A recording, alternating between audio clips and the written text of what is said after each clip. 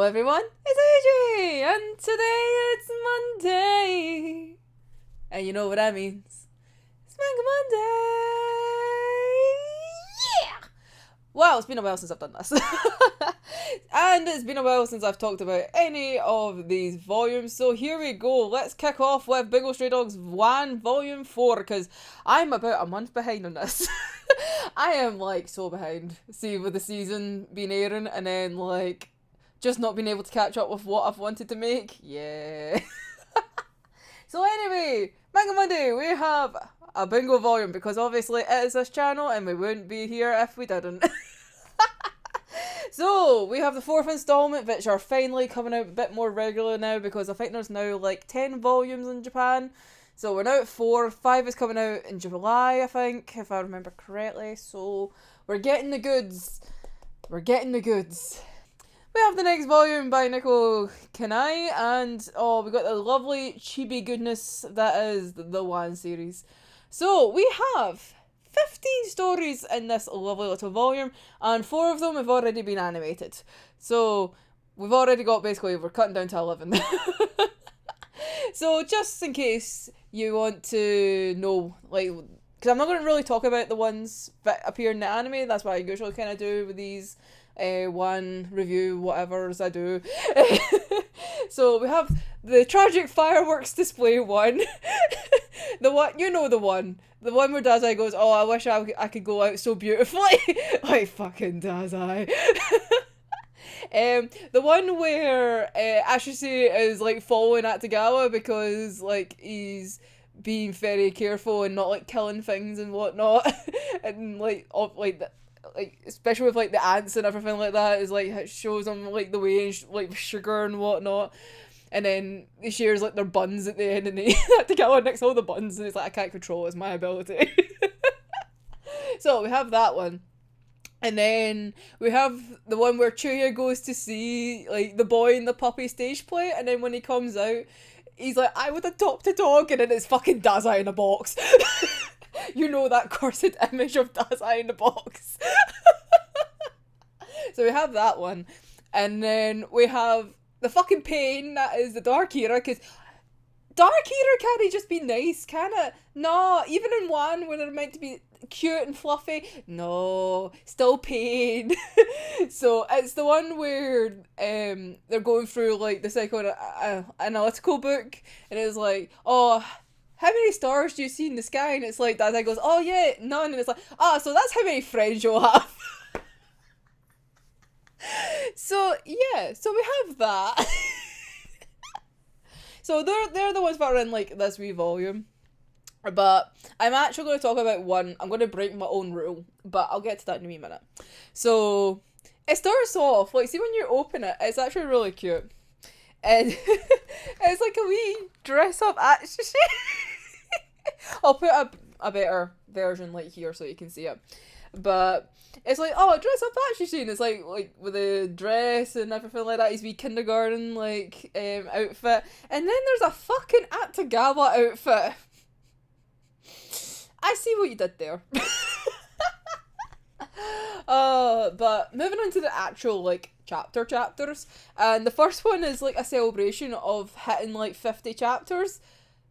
However, it's actually chapter 56, and it's so meta, like, this series, because like the whole chapter like starts off with Dazai being like, oh, like, we made it to 50 chapters, and actually she's like, wait, this is chapter 56, and then it's like, yeah, do not question it, because the way how the books work and how you bind them all together, this is the only way we can celebrate. Because it literally is like the first chapter of this like compendium. So yeah. It's just like how it just works with like how these get published, that's why we're celebrating it now. Instead of like 6 chapters ago. But it's like, oh hey, let's go into this cave to celebrate because there's a party. So then they end up getting trapped by Fyodor. And poor wee Fyodor, right? He leaves a note being like, ha ha ha, yous are stuck here forever, ha ha.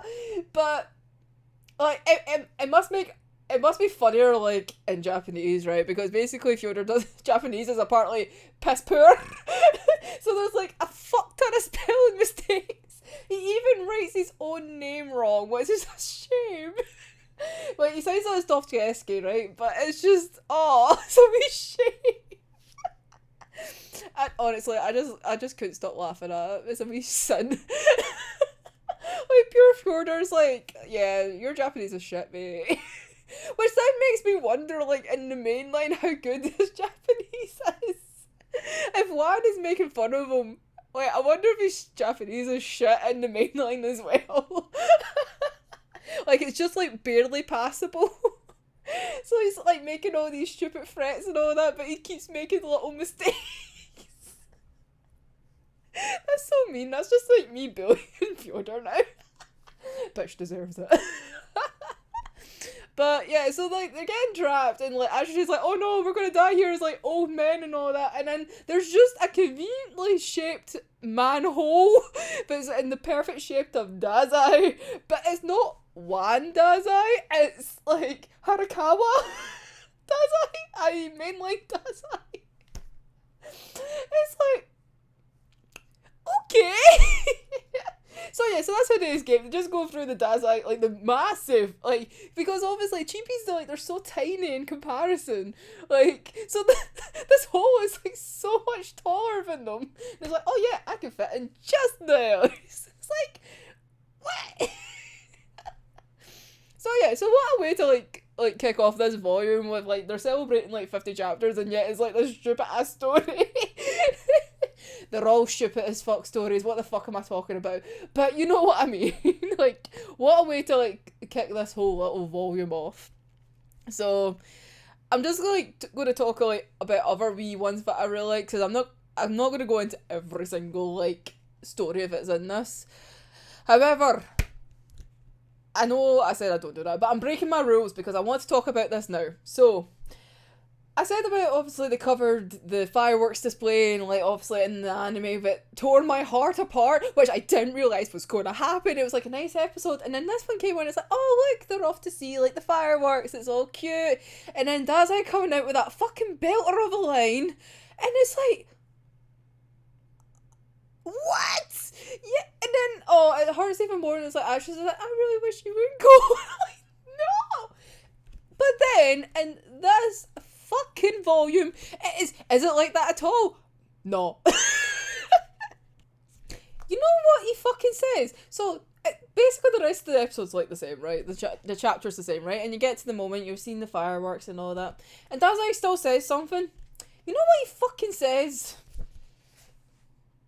Right? I hope I'd look good if I blew up. Not as poetic as the anime made it. No.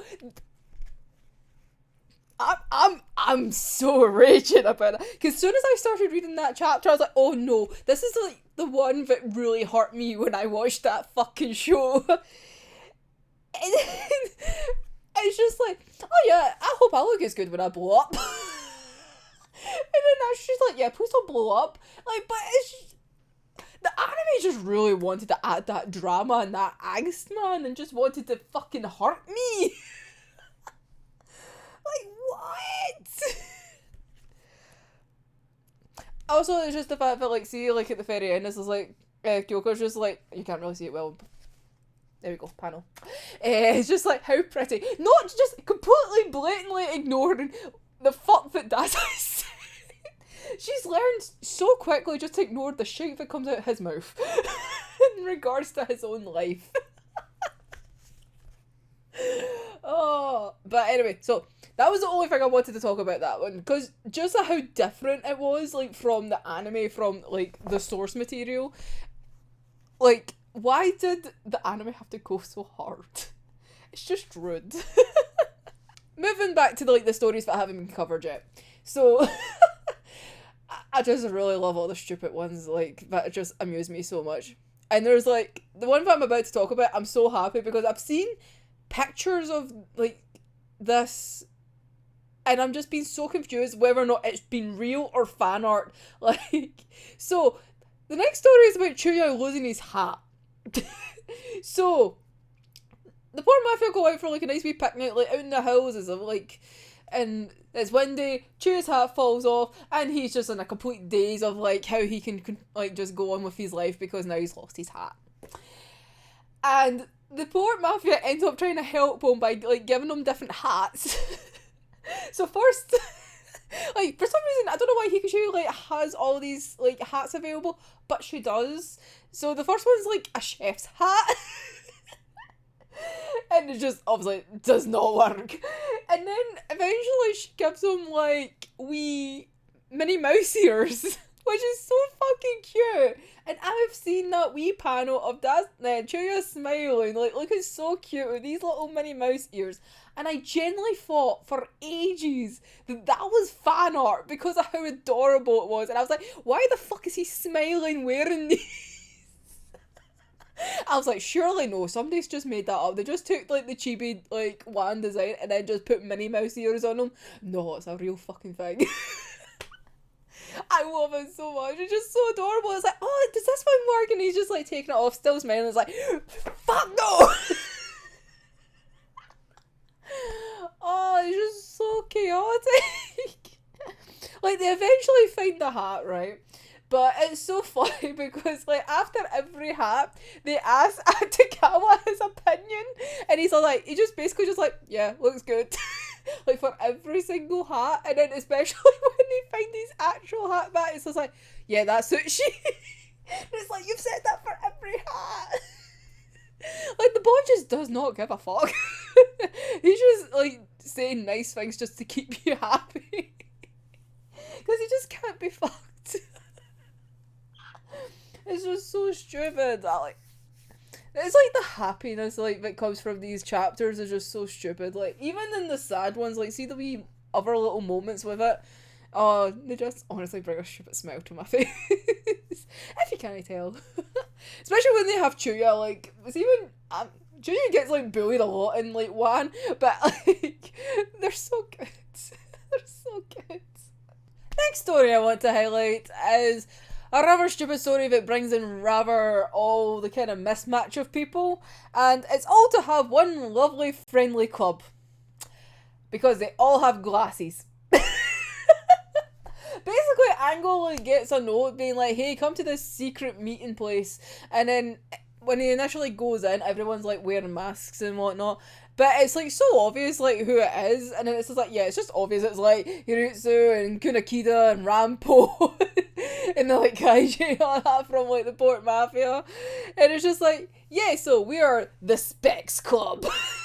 It's like, we all wear spectacles, apart from Hirutsu, who wears a monocle, and we kind of question that. Which then leads to... So, because, like, they pull up Hirutsu because he's wearing a monocle and not actual, like, two-lens glasses, right? He's like, oh no, but I have all these glasses, and it's like the fucking Millennium glasses. So from like 2000 to 2009, he's got the whole collection, and he just puts them on. It's just so stupid. But not as like weird as the fact that like Gaiji takes his off and he's got like the most beautiful eyes. Like, what? And then it's like others like take theirs off and then they have like freeze for eyes. It's like, what is this club?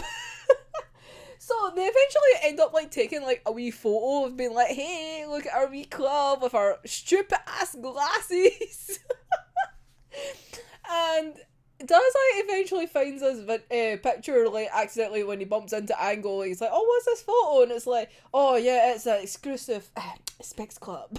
And then Dazai's like, I want to join. And Angle goes like, nah, not yet. You need to learn how to turn your eyes into freeze. And it's like, wait, what? Even though technically Dazai does have glasses.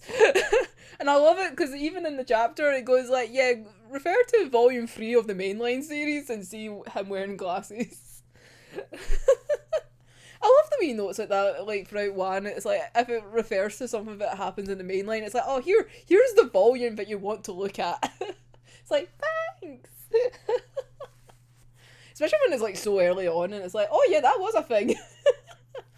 Because I was like, nah, Dazai doesn't wear them in volume 3, and it's like, oh yeah, he does actually. Like, I know he had glasses, but I was like, nah, surely it's not that early. I don't know why. I thought it was a wee bit later that he started wearing, like, he had the wee random panels where he was wearing the glasses. Nah, completely wrong. I thought it was volume 4 for some reason, but anyway. Another one of my wee favourite stories from this, which I kind of actually hope gets animated, which would be really fun, is there's a whole chapter, like, that's based around, like, a kotatsu, which is that kind of, like, table thing that's heated up. I don't know exactly how it works, technically. I think they put a wee heater thing underneath, and that's what, like, heats it up, and it's like a table and the blanket kind of thing. So it starts off with like Dazai, Atsushi, and Kyoga just like all kind of cozied in and just saying how nice it is and how they're basically not doing any work because they can't leave because they're so cozy. And like Kyoga's like done like it's like wee oranges, so she's like decorated them, like kind of peeled off like the peel to like make them look like each other. And she just fucking tears apart. Like, I think I don't know if it was her own, but it's just like, here, rips off the head, and it's like, oh, okay. So, Kirakira comes in and basically just like scorns them, being like, right, you're meant to be doing your jobs. Like, stop being lazy arses and get yourselves out there. And Dazai's like, oh, come on. Like, it's so cozy. Just like come in for a wee second. It's like so nice. And it's just like fine, like he goes down begrudgingly, like it's just like huffy and everything like that, and then it's just the melt, and it's like, ooh. They do actually sound really nice, especially like in winter. It's like, oh, that does sound nice and cozy. Just sitting there like, ooh, nice. So basically what ends up happening is like anyone who goes near this kotatsu just like melts and just like can't do anything. But there's a moment before, like, Kanekira sits down. And it's just actually saying how nice it is. And obviously, like, oh, kind of like how cats are drawn to heat and whatnot. So, you know Natsumi? Natsumi is underneath the fucking kotatsu in his cat form, right? And there's just a comment that just says, actually he doesn't know how inappropriate it is for what he's doing. Because he's like, oh, I could just move the cat with my feet. And it's like, mate, you do not realise that that is a person. And it's the panel of the cat. Just like, it's so stupid. And it's so correct. It's like, mate, you just don't know what you're doing. Like, you don't know how inappropriate it is. But you're like pushing a cat with your feet. Because he's not a cat. It's a person. In fairness, Natsumi, it's your fault for putting yourself in that position. I'm going to blame Natsumi. Fuck Natsumi. But it was just so stupid. So everyone's all night cozy now. They're now just avoiding their work and whatnot. And then we cut to outside, and it's like chilly and whatnot. And there's Tajihara and Chuuya basically going in to like attack the ADA as they do, you know, just casual Tuesday night, just going into the ADA office, just like, I'm just gonna cause some havoc because why no? But Chuuya's like, right, no, I'm gonna go in first. It'll be like, I will set the scene kind of thing. You will only come in like at a certain time. I'll give you the kind of like cue, whatnot. So Chuuya goes in. Silence. Like, Tachihara's hearing nothing. He's just standing out in the cold like it's nothing. And it's just like, yeah, I'm gonna go in. So he goes in, and then it's just the fact that the two of them have just like ended up in this kotatsu as well. So they're all just chilling around the kotatsu and just like melting because of how cozy it is. And it's like, oh, what were we here to do again? It's like, oh, who knows? This is so nice. So yeah, every Tuesday night the AD. Oh, it's just so silly. Like, I just love it. For just like multiple reasons. I'm going to just kind of gloss over like other wee stories. So there's a couple wee guild stories, and it's the first one is basically how Lovecraft and Steinbeck are like really similar in ways, and it's like, oh yeah, it's like why do we work together, and like other people are just like, yeah, it's because you are very similar. And it's just like, you just work well together. Like, there's a panel in which, like, Steinbeck has, like, a bit of wood, like, on a hook to just basically, like, drag Lovecraft along. Because apparently, soon as Lovecraft notices, like, the rings in wood and whatnot, all the grains, he has to count them all. So, actually, he's just, like, got this wee bit of wood in a line, and then Lovecraft's like, grains. This is like, you are just so stupid. And then literally, like, the last panel is, like, kind of ties back to, like, how, like, in the main line, like, how they ended up with Naomi, and that just like, wait, what the fuck is outside? And then there's, like, another wee part, and it's Mark Twain just being an absolute fucking menace. Like, it's all these wee mini little stories that just kind of build up into, like, one wee arc. And, like, part of it is even just, like, Twain trying to get a pay rise because he has, like, Finn in that. It's just like, what? It's like, well, they do the jobs, they have their, like, they do their own wee things. Yeah, but that's your ability. But no, they're different people. And then there's just, like, when he's nicking, like, Louisa's food, and he tries to write a story for Poe, and Poe's just trying to, like, oh god, no, this is, like, the most horrendous thing I've ever read. And he's just like, Mark Twain just be like, yes, I've done well. So, it's so funny just getting, like, guild-only stories and whatnot. It's nice that they, like, go into, like, other groups. Obviously, I know, like, later on we get, like, Decay of Angels and Hunting Dogs and all that later on. But I don't know how soon they appear in the volumes, because obviously, well, they didn't obviously appear till later on in the story, so we'll see. But I know they do come eventually, because I've seen, like, cute little Wan Sigma and all that, and he's just so adorable, and I love him. So, yeah. I know they're coming, but I don't know when, so it'll be a while. But at least we get some wee guild stories, which is kind of nice. Kyoka actually has, like, quite a few, like, stories where she's, like, somewhat, like, the main character in it. Like, there's one at the very beginning where it's, like, her and Lucy are working in the cafe together because, like, the coffee owner and his wife go out for the day. So it's like, oh, I brought in help. And it's like, here's Kyoka. So, like, Lucy has to train her, but, like, Lucy is very, like, I don't want to train this lassie. I don't want to work with this lassie. But it's quite a cute wee one, because then at the end it's like they end up, like, working really well together, and it's like, let's work together again, maybe. And it's like, it's a really cute one, actually. And then they do another fairy tale, so, you know, they've done, like, the Cinderella one, so they do Snow White in this one, and Kyoka is Snow White, and it's like, see the fucking dwarfs, the fact that Chuuya is so much smaller than everyone else. And there's just a battle of him fighting with Daz. I was like, yes, brilliant.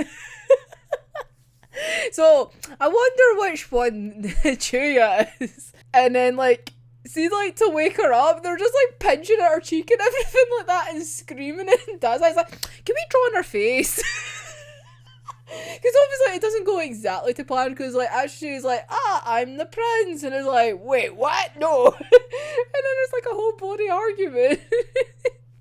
And then that's what wakes her up. It's like, it's just too loud. It's like, mood. But then there's, like, this other wee story, and it's set, like, in high school, and it's basically, like, the Port Mafia being in a fucking gang. So, like, they're talking about it, and it's like Atagawa being the head of the gang and everything like that, and, like, they're all talking about it, and there's like, oh, here's the uniforms, and this is what we'll look like, and this is what we'll do, and everything like that, and it'll be so epic. And then he's just like, I'll confess my love like this. And then Atagawa eventually comes into the picture being like, what the fuck are you talking about? It's like, you think this is cool? Like, this isn't cool. And Gins and Non and Tachara are just like, yeah, this totally isn't cool. No. And it's just like, wait, what? It's just so funny just having him with, like, a gang, like, fucking jacket and everything like that. I'm like, I would not take you seriously. Just trying to be edgy, and it's like, no. Like, no, just gotta take that seriously. Oh. So that's the majority of the stories. I think I've actually basically covered all the stories, actually. I know I said I wasn't really going to talk about them, but I basically have ended up talking about them. And the last one of the volume, basically, it goes on about, the importance of collaborations. So it's like actually like, right, we need to get our name out there and we need to make collaborations so that people know about us because we're too good at our jobs that there's no crime for us to solve. So if we make like a cat cafe or like we have like this and we do that and all that. So everyone's like coming up with ideas and stuff like for all these collaborations to like get their name out there. And then like Dazai's just like, yes, you know, the most important thing about collaborations is how it relates to the original source. And then fucking Harakawa's like Dazai appears. Like, see at the beginning of the volume when I was telling you about the fact that there was a Harakawa outline on the wall, like a hole in the wall. Yeah, it's that same fucking Dazai that appears, but you get to see all the details this time, and it is so weird, like seeing it like that. It's just like, what? Like, you know how like in the anime when they did this, like when like Dazai and Ashley like swapped bodies and everything like that. And then like Ashley was trying to pretend to be like Dazai, and they went back to like the mainline anime style, and it was like, wait, what? It's kind of like that, but like in manga form. It was just like, wait, what is happening? This is just not right. So yeah, and then it just ends with like a nice wee thank you note for like Harakawa and Asagiri just being like, oh, thanks for letting me do this, and I'm like, oh, that's really sweet. But yeah, so there we go. There is volume 4 of Bungo Stray Dogs 1. I fucking love this wee volume. It was nice because obviously the majority of them hadn't been animated, whereas like some of the other previous volumes they were more animated rather than not animated. That made sense, right? Probably no. But anyway, I'm just gonna keep it. Can it be fucked? It's just that day of being like chaotic myself, and I just nah. So but anyway, so we'll have volume 5 hopefully in July. I'll probably get it in like fucking September because that's how it works for me with getting these bloody volumes. I never get them when they're meant to be out, which fucking sucks. But anyway, I know it's gonna hurt because see the cover itself just brings pain. Like the fact that it's fucking the dark era, right? And then you have like older Dazai looking on, and it's so sad. I'm like, no, stop. I don't like this. So yeah, so I'm imagining that volume 5 is probably going to have a bit more dark era stories. I'm probably going to be like completely wrong in that, but I'm just kind of going by vibes of like the fact that they're on the cover would mean there's maybe like a few dark era stories, but who knows. But anyway, let me know your wee thoughts down below. I always love your little comments and all your wee thoughts. They're fantastic. Oh, they make me so happy. I just love them. I love getting my wee notification on my phone being like, you have a comment. And I'm like, yay! It's great! So anyway, until next time, I'm AJ, and I'll see you in the next one. Bye-bye! Oh god, I just realized it was like, yes, ha!